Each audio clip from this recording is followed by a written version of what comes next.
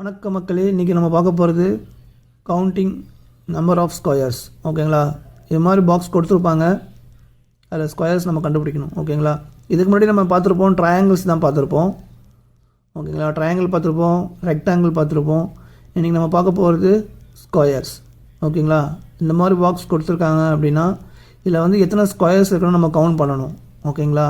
இதுக்கு ஒரு short trick இருக்குது, அதை நான் சொல்லித்தரேன், ஞாபகம் வச்சுக்கோங்க. ஓகேங்களா? சிம்பிள். இப்போ பாக்ஸ்க்குள்ளே பாக்ஸ் இது மாதிரி வந்துச்சுன்னா எப்படி சால்வ் பண்ணணும்னு சொல்கிறேன், நல்லா நோட் பண்ணிக்கோங்க. இதில் எத்தனை ஸ்கொயர் இருக்குன்னு கண்டுபிடிக்கணும். ஓகேங்களா? நம்ம என்ன பண்ணுவோம், 1 2 3 4 5 6 7 8, ஓகேங்களா? அப்புறம் இந்த மாதிரி கண்டுபிடிச்சிட்டு இருப்போம்.